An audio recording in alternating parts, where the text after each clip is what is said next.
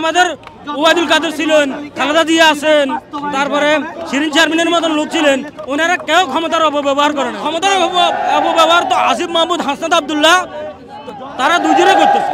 দুদিনের পরে কি বাজারে বলা অন্য একটা কথা আছে, উনি ক্ষমতায় বসছে 2 দিনের জন্য, উনি 2 দিনের জন্য ক্ষমতায় বসাতে।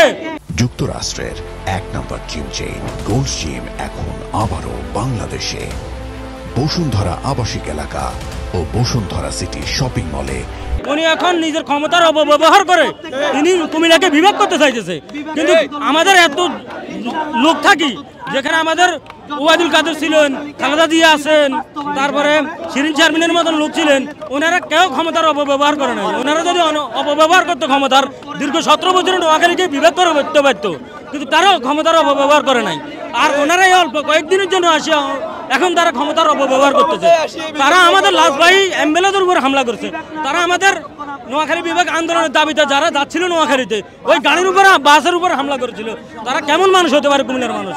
ক্ষমতার অপব্যবহার তো আসিফ মাহমুদ, হাসনাত আবদুল্লাহ, তারা দুজনে করতেছে।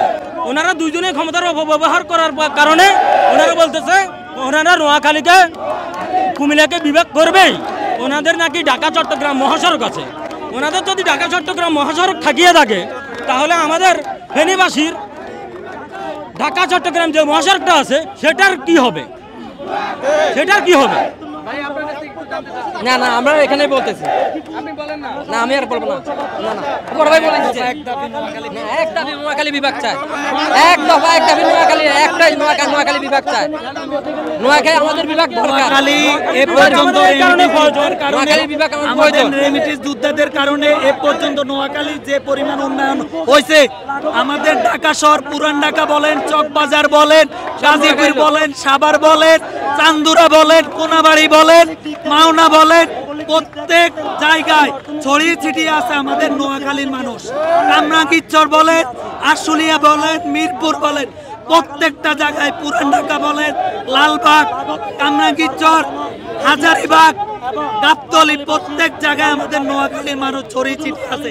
আমাদের নোয়াখালীর মানুষ চিন্তা করে আমরা বাদাম বিক্রি করব, আমরা ভালো একটা ব্যবসা করব, যে পর্যায়ে আছি, আমরা নোয়াখালীকে আমরা উন্নয়ন করব, আমরা কোনো চুরি করব না, খারাপ পথে চলব, আমরা সৎভাবে উপার্জন করে নোয়াখালীকে সামনের দিনগুলোতে আগায় নিব, ইনশাল্লাহ নিশ্চয়ই আগায় নিব।